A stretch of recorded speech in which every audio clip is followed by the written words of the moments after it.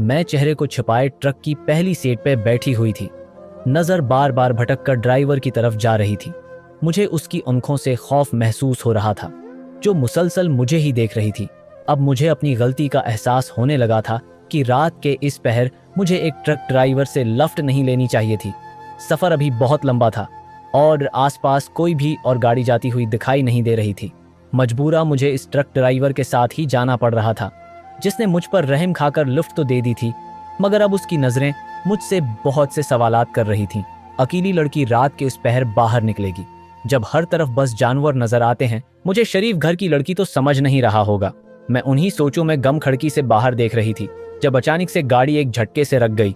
मैंने एकदम होगा खौफजदा निगाहों से ट्रक ड्राइवर की तरफ देखा तो वो कुछ भी कहे बगैर ट्रक से उतरकर ट्रक के पछले हिस्से की तरफ चल दिया। उसके बाद मुझे ट्रक पर कई लोगों के चढ़ने की आवाज़ सुनाई दी थी।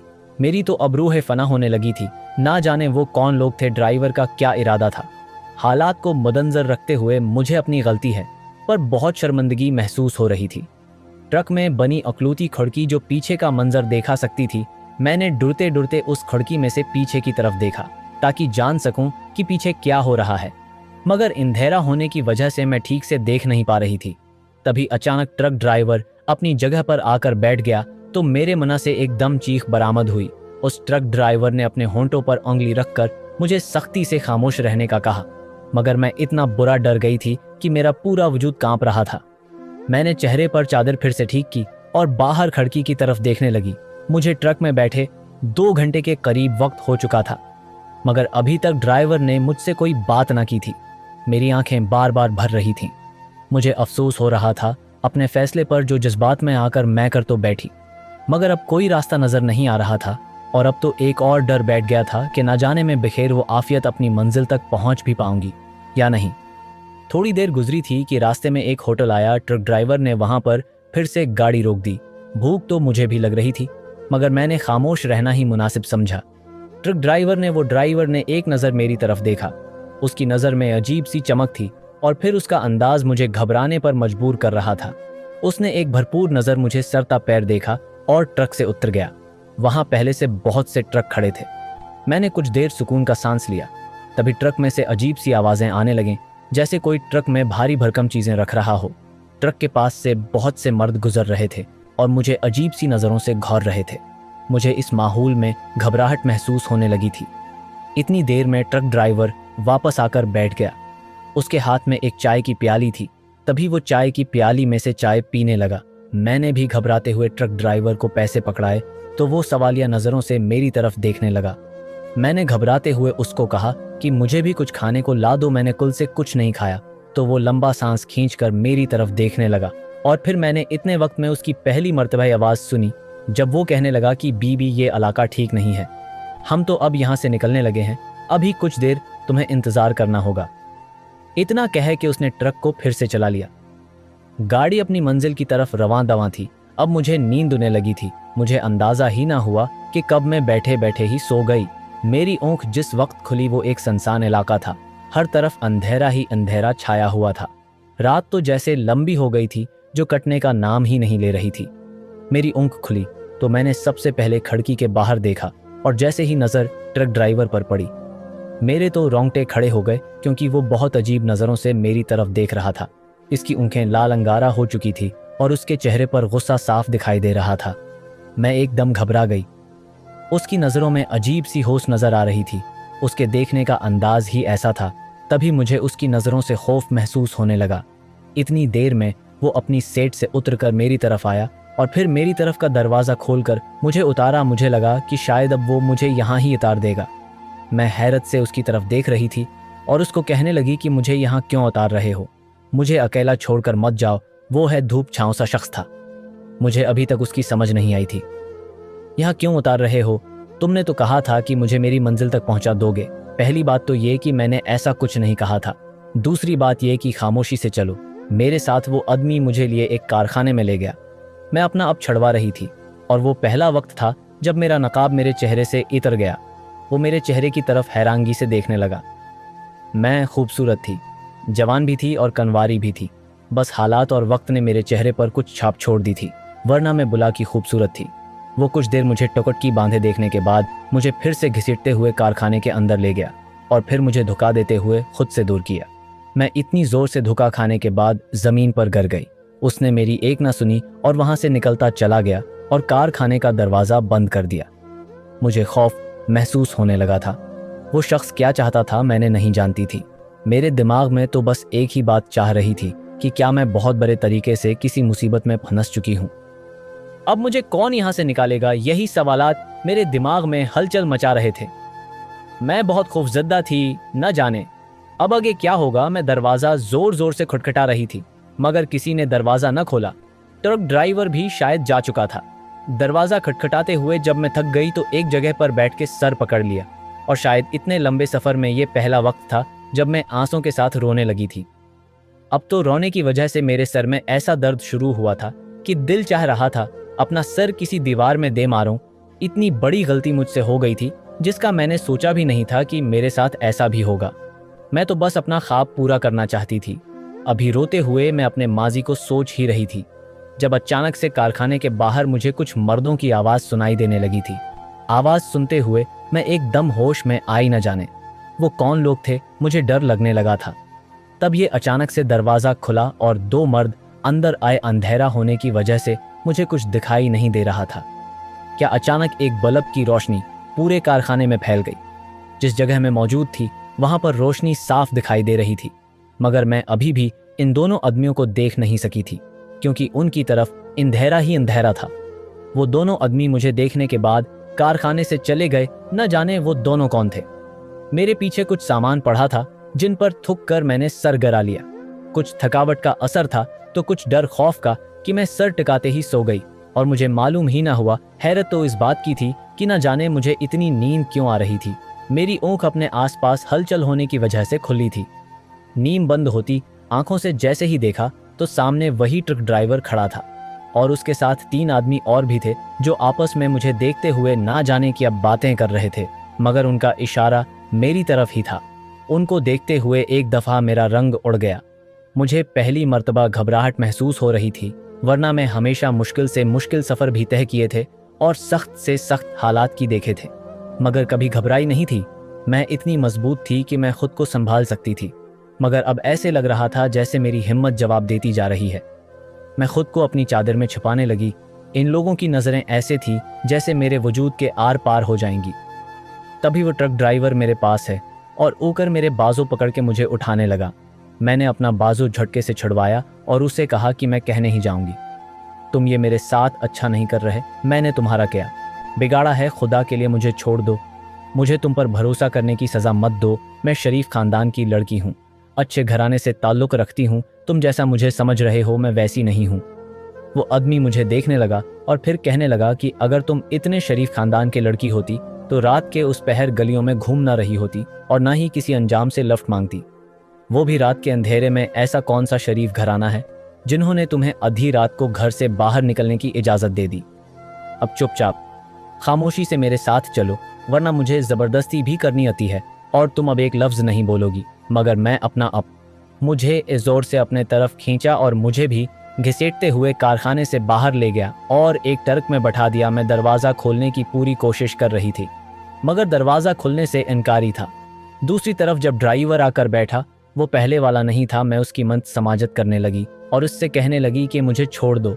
अब मुझे अपने अबा का कहा याद आ रहा था कि बेटियां जितनी भी बहादुर हो जाएं, चाहे वो किसी भी शाबे से ताल्लुक़ रखती हूँ, उनका दुनिया में जितना मर्जी बड़ा मकाम हो, मगर उनकी इज्जत उनकी सबसे बड़ी कमज़ोरी है। वो खुद को बेटा कहलवा तो सकती हैं मगर वो बेटा बन नहीं सकते। खुदा ने है मर्द ने मैं औरत में भी इतनी कशिश रखी है कि बेकार से बेकार मर्द भी उसकी तरफ खींचा चला जाता है। और वाकई आज ये बात सच साबित हुई थी। औरत कन्वारी हो या शादीशुदा मर्द की निगाह से कोई औरत नहीं बच सकती। अभी भी जिस शख्स मेरे साथ बैठा था वो मुझे घूर घूर कर देख रहा था और मैं रोते हुए खुद की इज्जत और जान बचाने की कोशिश कर रही थी मगर मैं नहीं जानती थी कि मुस्तकबल में मैं कुछ नहीं कर पाऊंगी। ऐसे ही वो ट्रक ड्राइवर ट्रक चलाने वाला था जब अचानक मेरी तरफ का दरवाज़ा खुला और पुराना ट्रक ड्राइवर मेरे साथ आकर बैठ गया। मेरे मुंह से एकदम चीख बरामद हुई। मैं खौफ में मुब्तला हो चुकी थी। वो बिल्कुल मेरे से कुछ फासले पर आकर बैठा था। जब अचानक से ट्रक चलना शुरू हो गया वो दोनों आदमी मेरी तरफ मुसलसल घूर रहे थे। अब मुझे कहाँ ले जाया जा रहा था मैं नहीं जानती थी। दूर कहीं फज्र की अजानों की आवाज़ मेरे कानों में पड़ी तो मैंने अल्लाह से दुआएं करना शुरू कर दी, मगर दुआओं में भी शायद अभी असर नहीं था। तभी दुआएं भी कबूल नहीं हो रही थीं। हर तरफ हल्की हल्की रोशनी फैलना शुरू हो रही थी। आमद और रफ्त शुरू हुई तो मुझे भी कुछ तसल्ली हुई। अब बस मैं यहाँ हूँ से भागना चाहती थी। तभी मैं खामोशी से ट्रक के रुकने का इंतजार करने लगी। मुसलसल 2 दिन से बैठने की वजह से भी मैं थक चुकी थी, मगर अभी मुझे हिम्मत नहीं हारनी थी। अगर मैं अभी हिम्मत हार जाती तो अपना ही नुकसान कर बैठती। वक्त आहिस्ता आहिस्ता गुजर रहा था। हर तरफ मुकम्मल रोशनी छा चुकी थी। सूरज की किरणें फूटकर हर तरफ खूबसूरत सा मंजर पेश कर रही थीं। इस चढ़ते सूरज के साथ मेरे दिल में भी उम्मीद की किरण जागी थी। मैंने भी सोच लिया था कि कुछ भी हो जाए, मैं खुद के साथ अब मजीद गलत नहीं होने दूंगी। पहले ही मेरे भाई और मेरे चचा ने मिलकर मेरे साथ जो किया था वो मैं भूल नहीं पाई थी, मगर अब मैं किसी मर्द को इतनी जरात नहीं दूंगी कि वो मेरे साथ कुछ भी कर ले और मैं खामोश रहूं। मेरे दिमाग में अचानक से एक तरकीब आई। मैंने अपने साथ बैठे आदमी से कहा कि मुझे वाशरूम जाना है, उसलिए किसी जगह पर रोको। वो आदमी मुझे घूर कर शुकी निगाहों से मेरी तरफ देखने लगा और कहने लगा कि ठीक है, मगर अभी कुछ वक्त इंतजार करना होगा। यहाँ उस पास की जगह महफूज नहीं है। और फिर उसने मुझे एक जंगल के पास उतारा। वहां से भागने का मतलब अपनी ही जान मुश्किल में डालना, मगर अपनी इज्जत बचाने के लिए अपनी जान भी देनी पड़ती तो मुझे कोई एतराज नहीं था। ये ही वजह थी कि मैं जंगल में जाते ही अपनी जान बचाने को अंधाधुंध भागने लगी, ये सोचे समझे बगैर कि इस वीरान जगह पर कहाँ जाऊंगी। भागते भागते एक दरख्त के पास कुछ वक्त के लिए सांस लेने को रखी थी कि कुछ देर के बाद मुझे अपने कंधे पर किसी का हाथ महसूस हुआ। मैंने झटके से पीछे मुड़कर देखा तो वो कोई और नहीं बल्कि ट्रक ड्राइवर ही था। मैं एकदम घबरा गई। मेरे चेहरे पर पसीने की बूंदें नुमायां होने लगी थीं। मुझे कराची जाना महंगा पड़ गया था। ये शख्स ना जाने मुझे कहाँ लेकर जा रहा था। इस आदमी ने अब की मर्तबा मुझे नरमी से उठाया और अपने साथ लेकर चलने लगा। चलते चलते हम ट्रक के पास पहुंचे तो मैं खामोशी से ट्रक में बैठ गई। 2 दिन से भूखी भी थी तो अब तो हिम्मत भी जवाब देने लगी थी। कुछ देर की मसाफत के बाद हम एक जगह पर रखे। वो कोई पुरानी हवेली नमा घर था जिसके रंग बरंगे दरवाजे बंद थे। हर जगह पर रंग बरंगी तहरीरें लिखी हुई थीं। मैं हैरत से इतनी बड़ी हवेली को देख रही थी। वो दोनों मुझे पकड़े इस घर के अंदर दाखिल हुए। अब मैं इतनी भी बच्ची नहीं थी, उसलिए जानती थी कि ये घर नहीं बल्कि कोठा है। मैंने हैरत और बेयकीनी से इन दोनों ट्रक ड्राइवर की तरफ देखा और कहा कि तुम दोनों को जितने पैसे चाहिए मैं तुम दोनों को दूंगी, मगर मुझे इस जहन्नम में ना फेंको। मैं तुम दोनों के आगे हाथ जोड़ती हूँ। तभी उनमें से एक आदमी ने मुझे झड़क दिया और कहने लगा, अब तुम्हारी जबान चली तो मैं तुम्हें जिंदा जमीन में दफन कर दूंगा। उसकी धाड़ इतनी ऊंची थी कि मैं तबक के रह गई। थोड़ी देर गुजरी थी कि एक भद्दी सी औरत मेरे पास आई और आकर कहने लगी कि लड़की तो खूबसूरत है। फिर ना जाने पहले वाले ट्रक ड्राइवर ने जिसका नाम जनीद था, ये नाम भी मैंने दूसरे ट्रक ड्राइवर से 2-3 बार सुना था। जनीद ने भद्दी औरत के पास होकर न जाने उसको क्या कहा कि वो मुझे हैरत से देखने लगी और 2 लड़कियों को आवाज़ देकर कहने लगी कि उसको अंदर ले जाओ और उसकी खूब खातिर तवाज़ो करो। मैं समझ गई थी कि अब मैं बहुत बड़े तरीके से फंस चुकी हूँ। वो दोनों औरतें इतनी ताकत में थीं कि मैं उनसे अपना वजूद छुड़वा नहीं पा रही थी। तभी वो मुझे एक कमरे में ले गए और वहाँ जाकर मुझे कमरे में बंद कर दिया। कुछ देर गुजरी थी कि दरवाज़ा खुला और जनीद मेरे पास खाने की थाली लाया और कहने लगा कि तुम्हारे पास आधा घंटा है, उसको ख़त्म कर लो वरना तुम्हें यहाँ ही छोड़ जाएंगे। मैं बेयकीनी से जनीद की तरफ देखा जहाँ मजाक या हंसी का कोई अंसर मौजूद नहीं था।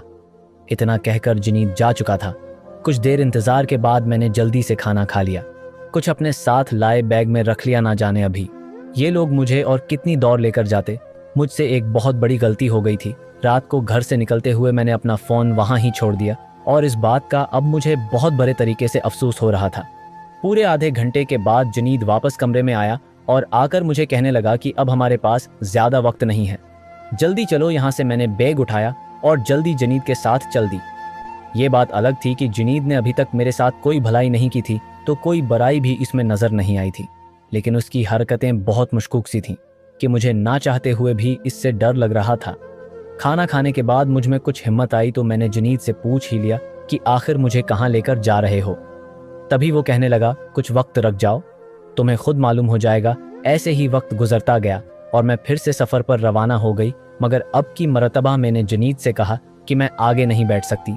मैं पीछे बैठना चाहती हूँ तो उसने मुझे साफ इनकार कर दिया और कहा कि पीछे हमारा कुछ कीमती सामान है, उसलिए तुम पीछे नहीं बैठ सकती।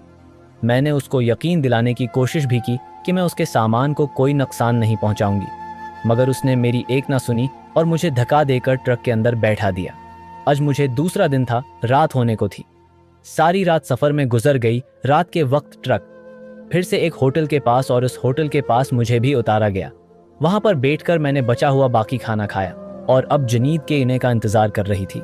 कुछ पास और भी बहुत से मर्द थे जो मुझे खा जाने वाली निगाह से देख रहे थे, मगर मैं इस वक्त इन लोगों को नज़रअंदाज कर रही थी क्योंकि मेरे पास हम वक्त नहीं कि अब मैं इन लोगों को भी सोचती।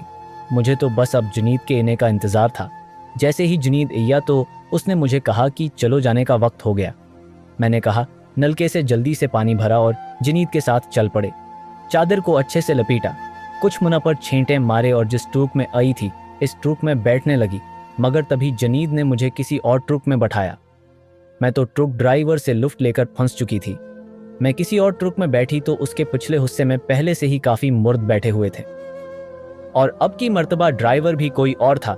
जनीद मेरे साथ बैठ गया और ट्रक अपनी मंजिल की ओर चलने लगा। ऐसे ही वक्त गुजरता गया और मुझे ट्रक में सफर करते हुए 7वां दिन था जब मुझे एक बस स्टॉप पर उतारा गया। मैंने जैसे ही जनीद की तरफ देखा तभी वो कहने लगा कि तुम्हारी मंजिल गई है, ये कराची का दरमियाना हिस्सा है, अब तुम जहां जहां चाहो जा सकती हो। मैं हैरत और बेयकीनी से जनीद को देख रही हूँ। मैं तो उसको गलत समझते रही, मगर उसने मुझे मेरी मंजिल तक पहुंचा दिया था। मुझे समझ नहीं आ रही थी कि मैं इसका शुक्रिया अदा किस तरह करूं। मैं कराची में पढ़ने आना चाहती थी, मगर मैं बहुत बुरे तरीके से फंस चुका हूं।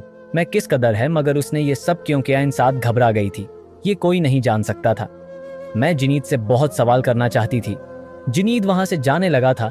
मैंने उसका रास्ता रोक लिया और उससे कहा कि अगर तुम्हारी नीयत ठीक थी तो वो सब क्या था जो तुमने मुझे दिखाया। तभी वो कहने लगा कि मैं जानता हूँ तुम अच्छे घर से हो, मगर तुमने जो हरकत की वो अच्छी नहीं थी। रात के वक्त कौन शरीफ घराने की लड़की किसी गैर मर्द से लफ्ट लेती है, और तुम जानती हो कि दुनिया कितनी जालिम है। ये ट्रक ड्राइवर या बस ड्राइवर एक ही तरह के होते हैं।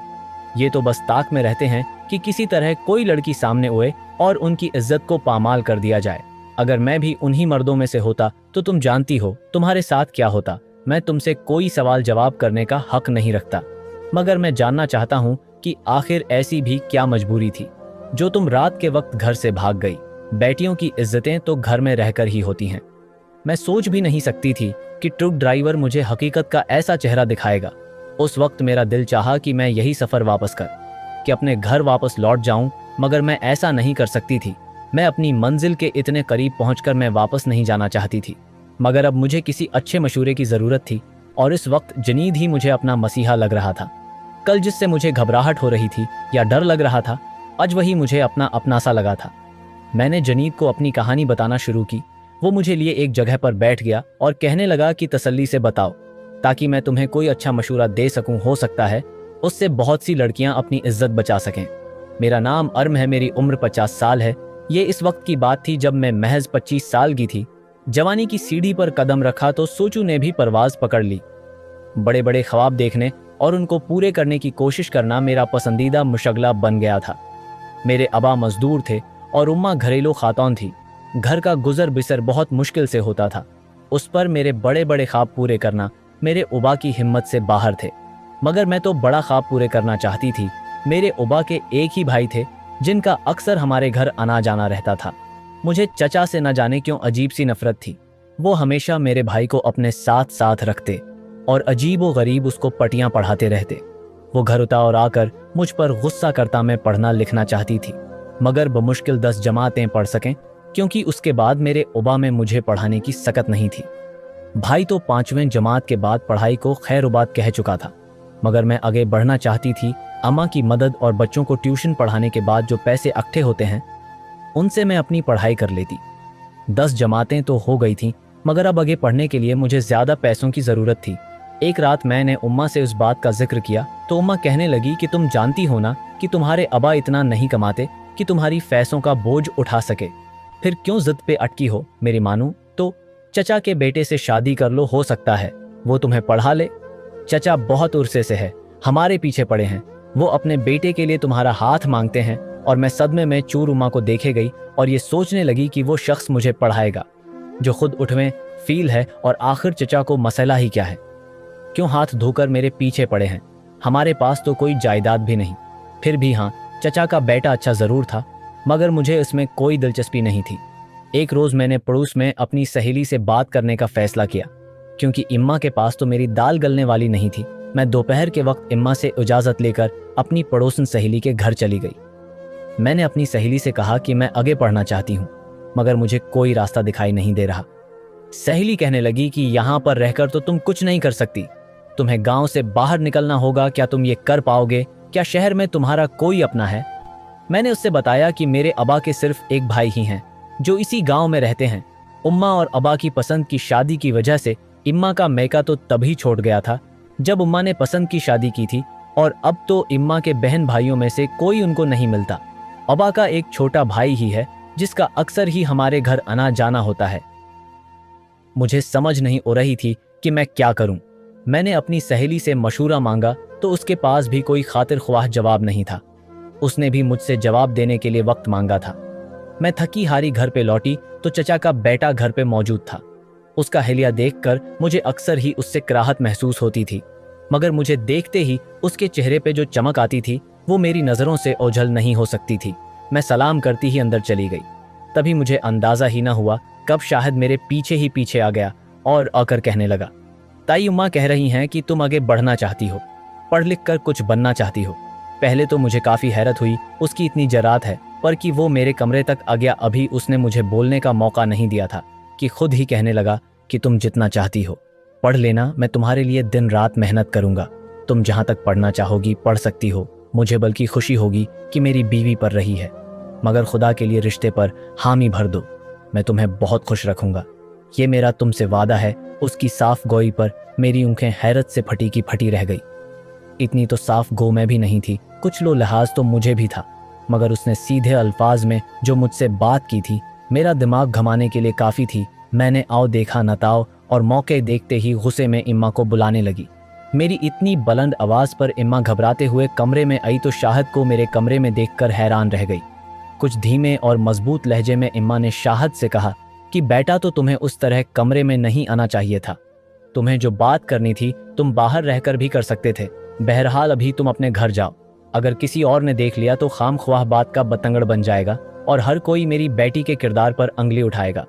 उसलिए बेहतर है कि तुम कमरे से बाहर चले जाओ। मगर वो कहने लगा कि ताई उम्मा, मैं माजरत करता हूँ कि मुझे इस तरह कमरे में नहीं आना चाहिए था, मगर मैं तो सिर्फ अरम से बात करने आया था। मैं उसे ये बात समझाने आया था और इस बात का यकीन दिलाने आया था कि वो मेरे साथ बहुत खुश रहेगी। मैं उसे पढ़ने लिखने भी दूंगा। मैं तो शाहिद की इतनी दीदा दिलेरी पर हैरान रह गई। अब मुझे खतरे की घंटियां हर तरफ बजती हुई सुनाई दे रही थी, क्योंकि उम्मा भी शाहिद की बात पर खामोश थी। मैंने उम्मा से कहा कि उम्मा अब उसको लेकर अभी के अभी यहाँ से चली जाएं, उससे पहले कि मैं शूर मचाकर बाकी सबको भी उकठा कर लूं। मुझे हरगुज ये बात गवारा नहीं कि कोई किसी ऐरे गैरे की वजह से मेरे किरदार पर अंगली उठाए। उम्मा शाहिद को लिए बाहर चली गई और उन दोनों के दरमियान में क्या बातचीत हुई मुझे न तो उससे कोई सरोकार थी और न ही कोई दिलचस्पी थी। मैं तो वहां पर सर पकड़ के बैठ गई कि आखिर घर में हो क्या रहा है। बात इतनी हद तक जा चुकी थी और मुझे कानों कान खबर भी नहीं होने दी। मुझे तो लगा था कि शायद उम्मा अबा होंगे, सिर्फ सरसरी सी बातें कर रहे हैं। फैसला होना था, अभी बाकी था, लेकिन यहाँ पर तो पहले से ही फैसला हो चुका था। शाहिद को भेजने के बाद उम्मा कमरे में आई तो मुझसे ऊँखें चराने लगी। मैंने उम्मा को साफ अल्फाज में कह दिया कि इम्मा, मैं शाहिद के साथ शादी नहीं करूँगी। मैं उसके साथ शादी करके अपनी ज़िंदगी तबाह नहीं कर सकती। अपने उबा के साथ शादी करके क्या हासिल कर लिया? इरे दो वक्त की रोटी तो मुश्किल से कमा नहीं सकते हैं। अब क्या चाहती हैं कि जो अपने गलती की वही गलती मैं भी दोहराऊं? में हरगुज शाहिद से शादी नहीं करूँगी। उससे शादी करके अपनी ज़िंदगी की डोर ऐसे शख्स के हाथ में हरगुज नहीं पकड़ाऊंगी जो मुझे कठपुतली बने अपने इशारों पर नचाता रहे। इम्मा मेरी बात पे आंखें फाड़े मुझे देखने लगी। इम्मा के चेहरे पर गुस्से के उसरात वाज़ेह थे, मगर मुझे इस वक्त किसी की फिक्र नहीं थी। फिक्र थी तो इस बात की कि कहीं अबा इस बात को अपने दिमाग पर सवार न कर लें, क्योंकि अबा की बहुत पुरानी आदत थी। वो जिस बात को अपने दिमाग पर सवार कर लेते थे उसके बाद वो अपने फैसले से टुस से मुस नहीं होते थे। इम्मा इस वक्त खामोशी से कमरे से निकल गई, मगर मैं नहीं जानती थी कि ये खामोशी मेरे लिए कितना बड़ा तूफान है। रात उम्मा ने बस से बात की, पूरा हफ्ता इस बात को गुजर चुका था और मैं इस खुशफहमी में बैठी थी कि शायद उम्मा को मेरी बात समझ आ गई हो और उन्होंने अपना फैसला बदल लिया हो। पूरा हफ्ता गुजरने के बाद जब मुझे माहौल में कुछ ठंडक महसूस हुई तो मैंने फिर से अपनी पढ़ाई के लिए तग-व-दो करना शुरू कर दी। मैंने हर वो काम किया, हर इस शख्स से मुलाकात की जो मुझे मेरी पढ़ाई में मदद कर सकता था, मगर हर एक का यही कहना था कि आगे तालीम हासिल करने के लिए तुम्हें गांव से बाहर जाना होगा। मगर मैं कहाँ जाती, मेरा गांव से बाहर कोई था ही नहीं और मैं वहां जाकर रहती भी कैसे। अबा के पास तो इतने मसाइल नहीं थे कि सब कुछ छोड़कर, अपना घर बार छोड़कर मेरे साथ शहर चल पड़ते और फिर वहां पर रहकर घरों के किराए देना कोई आसान काम तो नहीं था। मेरे लिए मुश्किल तो दिन ब दिन बढ़ती जा रही थी, मगर मैं हिम्मत हारने वालों में से नहीं थी। आज भी मैं अपनी सहेली के घर से होकर आई तो अबा और उम्मा सहन में ही बैठे थे। मुझे देखकर उम्मा ने तो मना फेर लिया और अबा ने मुझे अपने पास बुला लिया। उम्मा के मना फेरने की वजह तो मैं जानती थी कि उनको अभी भी शायद मुझ पर गुस्सा था, क्योंकि इस पूरे हफ्ते में उम्मा ने मुझसे किसी किस्म की कोई बात नहीं की थी। मैं सर झुकाए अबा के पास जाकर बैठ गई। अबा ने मेरे सर पर हाथ रखा और कहा कि बेटी, मैंने आज तक तुमसे कुछ नहीं मांगा और न ही कभी तुमसे कुछ होगा चाहा। शायद उस एहसास कमतरी में कि मैं तुम्हें वो जिंदगी नहीं दे सका जो मैं देना चाहता था। मैं तुम्हारे लिए इतना कमा नहीं सका जितना मैं कमाना चाहता था, मगर एक बूढ़े बाप की आखिरी ख्वाहिश समझकर उसे पूरा कर दो। एबा ने इतना कहते ही मेरे ओगे हाथ जोड़ दिए। मैं तो एकदम तड़प के रह गई। मैंने अबा के हाथ थाम ली और कहा कि एबा, आप ये क्या कर रहे हैं? खुदा के लिए ऐसे मत करें। अबा कहने लगे, शाहद अच्छा लड़का है, बचपन से ही हमारे साथ रहा है, हमें इस याद और इखलाक का पता है। देखो, समझदार तुम भी हो और तुम ही ये बात जानती हो कि सारी जिंदगी हम तुम्हें अपने साथ बैठाकर नहीं रख सकते। कभी न कभी तो तुम्हें ये घर छोड़कर जाना ही होगा, कभी न कभी तो तुम्हारी शादी होगी। तो बेहतर यही है कि तुम शाहिद के साथ शादी कर लो। मैं नहीं जानती थी कि इम्मा अबा आखिर क्यों शाहिद के पीछे पड़े हैं, आखिर क्यों वो लोग चाहते हैं कि मैं शाहिद से शादी कर लूं। ऐसा है ही क्या शाहिद में? और शायद यही वो वक्त था जब मुझे अंदाज़ा हुआ कि मुझे अपनी ज़िंदगी को आगे बढ़ाने के लिए हर एक के साथ लड़ना होगा, मुझे हर एक को जवाब देना होगा। तभी मैंने मजबूत लहजे में अबा से कहा कि अबा, मुझे शाहिद से शादी नहीं करनी। मैं शाहिद से शादी करके अपनी ज़िंदगी तबाह नहीं करना चाहती। मैं कम अपने बच्चों को वो ज़िंदगी नहीं देना चाहती जो अपने हमें दी। भाई तो लड़का था, इसीलिए बाहर निकलकर अपना गुजर बसर कर लेता था। मगर मैं जानती हूँ कि मैंने किस तरह ये ज़िंदगी काटी है। एक एक रुपया जोड़कर मैंने किस तरह अपनी तालीम हासिल की है और मैं हूँ आगे भी तालीम हासिल करना चाहती हूँ। मैं पढ़ी लिखी औरत बनना चाहती हूँ, अपने पैरों पे खड़ा होना चाहती हूँ, ताकि कल को कोई भी उठकर मेरी शादी किसी शाहद जैसे शख्स से न करवा दें और उसके लिए मुझे जो बेहतर लगेगा मैं वो करूँगी। उबा को भी मेरी बात पे अचानक से गुस्सा आ गया और अबा कहने लगे, शाहद बहुत अच्छा लड़का है, ना जाने तुम्हारे दिमाग में क्या फतूर पैदा हो गया है। आखिर तुम आगे तालीम कैसे हासिल करोगी? कहाँ जाओगी? किसके पास जाकर तालीम हासिल करोगी? अगर तुम्हें ये खुश फहमी है कि हम लोग अपना घर बार छोड़कर तुम्हारे साथ शहर रवाना हो जाएंगे, तो ये तुम्हारी गलत फहमी है। हम ऐसा कुछ नहीं कर रहे। अगर तुम्हें इतना ही पढ़ने का शौक है तो जाओ, अपने बलबूते पर जो कर सकती हो वो कर लो। इतना कह के अबा गुस्से में कमरे में चले गए। मेरी आंखें आंसू से भर गई थी और मुझे अबा पे गुस्सा है। उन्हें लगा कि आखिर उन्होंने हमें जिंदगी भर दिया ही क्या है जो इस तरह रब जमा रहे हैं। मुझे गुस्से में देखकर उम्मा एकदम ठंडी पड़ गई और मेरे पास ही कर कहने लगी है कि बेटा, वो बाप है, तुम्हारे अच्छे के लिए ही सोच रहा है, वो कोई तुम्हारा दुश्मन तो नहीं। खुदा के लिए हमारी बात समझने की कोशिश करो। ये दुनिया जैसी दिखाई देती है वैसी नहीं है। मगर मेरे दिमाग पर तो पढ़ाई का भूत सवार था। एक अकेली जवान खूबसूरत और कनवारी औरत को एक मर्द का सहारा ज़रूरी होता है। तुम लाख बेटा कहलवाओ मगर तुम कभी बेटा नहीं बन सकती। इस बात को जितनी जल्दी हो सके अपने जहन में बैठा लो, क्योंकि यही तुम्हारे हक में बेहतर है। मगर उम्मा की ये बात मेरा दिल चीर कर रख देती थी। मुझे अफसोस हो रहा था कि मैं उम्मा के लिए इतना कुछ करना चाहती हूँ, उम्मा के लिए आगे बढ़ना चाहती हूँ ताकि मैं उम्मा अबा को एक अच्छी ज़िंदगी हो। मगर उम्मा हमेशा मुझे ये कहकर कमज़ोर कर देती थी। मुझे भी बहुत गुस्सा आया है। उसी लिए मैंने उम्मा से कह दिया कि उम्मा, अब जो चाहते हैं मैं वैसा कुछ नहीं करूँगी, मैं शाहिद से शादी नहीं करूँगी। इतना कह के मैं दरवाज़ा की तरफ उड़ने लगी थी जब शाहिद दरवाजे पे खड़ा मुझे ही देख रहा था। मैंने उसकी आंखों में आंसू चमकते हुए देखे थे। मुझे हैरत हो रही थी कि कोई मर्द भी रो सकता है। मैंने शाहिद को नज़रअंदाज किया और कमरे में चली गई। रात हो रही थी। जब मेरी सहेली घर पर आई मुझे काफ़ी हैरत हुई। मिल से अपने कमरे में ले गई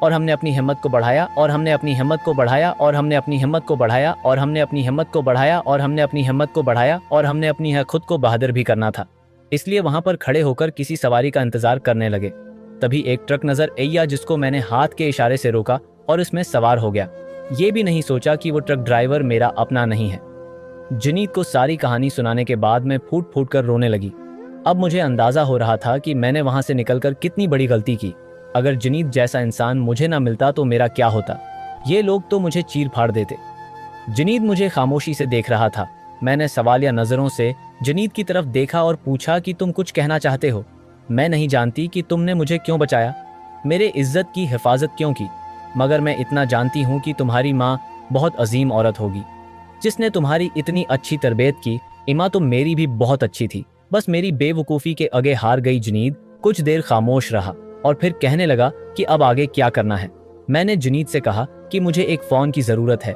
मैं अपनी सहेली से बात करना चाहती हूँ ताकि पता कर सकूँ कि उसका कज़न कहाँ पर है। मेरी बात पर जुनीद ने अपनी जेब में से एक छोटा सा फ़ोन निकाला और मेरे हाथ में पकड़ा दिया और कहने लगा कि जब तक वो है लड़का तुमने लेने नहीं हो जाता, मैं कहीं नहीं जाऊँगा। मैं तुम्हारे साथ हूँ, तुम बेफिक्र होकर फ़ोन कर सकती हो। मैंने फ़ोन मिलाया तो दूसरी बेल पे ही फ़ोन उठा लिया गया। मुकाबिल मेरी सहेली ही थी। मुझे ऐसे लगा जैसे मुझे सुकून का सांस आ गया है। मैंने सलाम दुआ के बाद उसे बताया कि मैं अरम हूँ। अपने घर वालों के बारे में पूछा, जिसमें मुझे मालूम हुआ कि अबा हार्ट अटैक से इस दुनिया से इनकार कर चुके हैं। ये बात कोई मामूली बात नहीं थी। इस खबर ने तो मुझे हिला कर रख दिया था। मेरी आंखों से आंसू बह रहे थे। मुझे समझ नहीं आ रही थी कि मैं क्या करूं। मैंने अरम से कहा कि तुम्हारा कज़न मुझे कब लेने आएगा, मैं कराची पहुंच चुकी हूं। तभी वो होगा कहने लगी कि अरम मुझे माफ़ कर दो, मेरा कज़न तुम्हें नहीं लेने आ सकता, उसने उन्हें से इनकार कर दिया है। मैंने नहीं जानती कि वजह क्या है, मगर उसका कहना है कि वो है मज़ीद जिम्मेदारी नहीं उठा सकता तो तुम्हें बताना चाहती थी, मगर तुमने मौका ही नहीं दिया। एक के बाद एक खबर मुझे हुला के रख रही थी। मैंने जुनीद की तरफ खुफजदा निगाहों से देखा और फ़ोन बंद कर दिया। जुनीद खामोशी से मेरी तरफ देख रहा था। मैंने जुनीद से कहा कि मेरे अबा इस दुनिया से चले गए। मेरी एक गलती ने मेरे अबा की जान ले ली और मेरी सहेली का कहना है कि इसका कज़न नहीं आएगा, वो इतनी बड़ी जिम्मेदारी दोबारा नहीं उठा सकता। मेरी बात पर जुनीद तंजिया मुस्कुराने लगा। मैं जानती थी कि मैं सबके ही काबिल थी। मैंने जुनीद से कहा कि वो मेरे साथ वक्त ज़ाया न करें। मेरा नसीब मुझे यहाँ तक ले आया है और ये सब मेरे किए की सज़ा है। अपनों को तकलीफ़ देख कर भी कभी कोई खुश रहा है। मैंने अपने उम्मा अबा को जितनी तकलीफ़ दी, उसके बाद मुझे खुशियाँ कैसे मिल सकती थी, मुझे कामयाबियाँ कैसे मिल सकती थीं। एक आखिरी मर्तबा जुनीद ने मेरी तरफ देखा और कहने लगा कि मुझसे शादी करोगी। मेरी उम्मा इबा तो इस दुनिया में नहीं है, मगर मैं चाहता हूँ कि तुम बेसहारा ना रहो। मैंने हैरत और बेयकीन से जुनीद की तरफ देखा। ऐसा सब तो सिर्फ मैंने फिल्मों ड्रामों में देखा था, मगर मेरी जिंदगी तो खुद एक ड्रामा बन गई थी। जुनीद कहने लगा कि मैं तुमसे माफ़ी चाहता हूँ, मैंने तुम्हारा एतबार खोया है, मगर वो है सब तुम्हारे लिए बहुत ज़रूरी था। पहले पहले जब तुम मुझे शकी निगाहों से देखने लगी तो दिल चाहा कि तुम्हें प्रस्कॉन करती और तुम्हें हकीकत का बता दूंगी। मैं ऐसा लड़का नहीं हूँ, मगर तुम्हारी उम्र और तुम्हारी हरकत देखते हुए मुझे ये सब करना मुनासिब लगा, तो मैं जगह जगह पर इस शक में डाला कि शायद मैं तुम्हें नुकसान पहुंचा दूं। अगर तुम्हें ये सब न बताता तो तुम कभी भी अपनी गलती का एतराफ़ न करती। उसके बाद जुनीद ने मुझसे शादी कर ली। उसने कई मरतबा मुझे मेरे घर लेकर जाने की बात कही, मगर मेरा ज़मीर ही गवारा नहीं करता था कि मैं किस मना से अपनी माँ से मिलूंगी, अपने भाई का सामना किस तरह करूंगी। उसी लिए मैंने सब कुछ छोड़कर जुनीद के साथ एक पुरस्कून ज़िंदगी गुजारने का फ़ैसला कर लिया। मेरी एक ज़द ने मेरी ज़िंदगी तबाह कर दी थी, लेकिन फिर भी हासिल कुछ ना हुआ। सच कहते हैं कि माँ बाप अपनी औलाद के लिए कभी भी गलत फ़ैसला नहीं करते, वो तो हमेशा अच्छा ही सोचते हैं। ये तो औलाद है जो अपने माँ बाप को गलत समझ लेती है और फिर बेवकूफ़ी में अपना ही नुकसान कर लेती।